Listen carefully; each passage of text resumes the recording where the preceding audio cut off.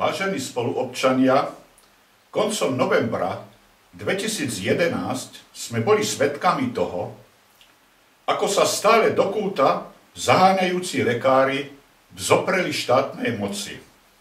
Aby som to upresnil, vo svojom záujme a predovšetkým v záujme svojich pacientov vzopreli sa skorumpovanej štátnej moci z vysokej politiky a finančných skupín, ktorí do tohto stavu dostali nielen lekárov, ale aj nás všetkých, občanov, pacientov a celé zdravotníctvo počas ich vládnutia od novembra 1989. Paradoxné bolo, že to, čo zavinili politici, finančné skupiny, kadejaké pijavice rozkrádaním, tunelovaním, priživovaním sa na peniazoch, ktoré v skutočnosti mali ísť lekárom a do zdravotníckeho sektora, politici začali zvaľovať vinu na lekárov. Urobili z nich triednych nepriateľov a za pomoci zapredaných mediálnych prostitútok ich podhodili verejnosti. Zabralo to.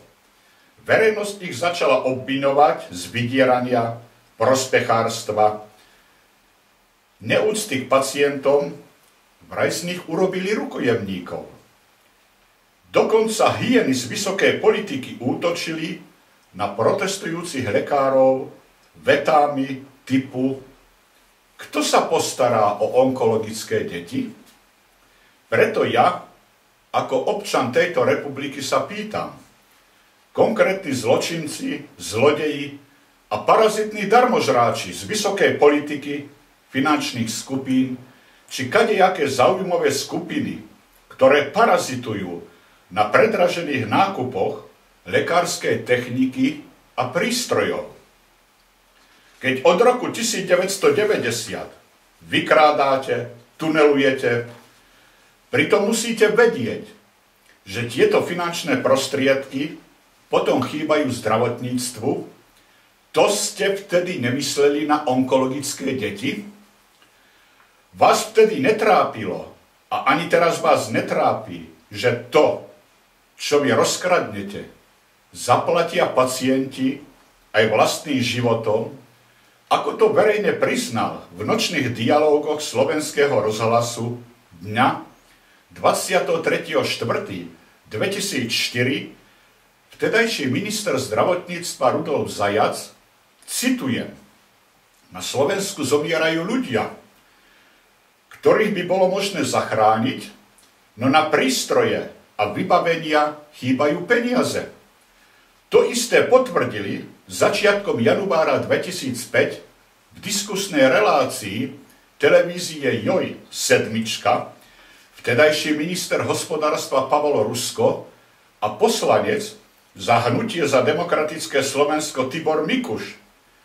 Preto sa opätovne pýtam, či toto je vina lekárov, alebo tých skutočných vinníkov, masových vrahov z vysokej politiky a finančných skupín? Prečo vtedy mlčali orgány činné v trestnom konaní a generálna prokuratúra? Moja odpoveď je nasledovná. Lebo o nich rozhodujú títo skorumpovaní ponovembroví politici a finančné skupiny, a oni na oplátku slúžia im, kryjú ich zločiny proti ľudskosti. A pritom, ako jedna rodina, chcú z lekárov urobiť zločincov, vydieračov, triednych nepriateľov a vrahov. Nie lekári, ale práve vy, takzvaná slovenská ponovembrová politická elita. Vy ste tí skutoční vrahovia slovenského národa. Veľmi pekne vám ďakujem za pozornosť.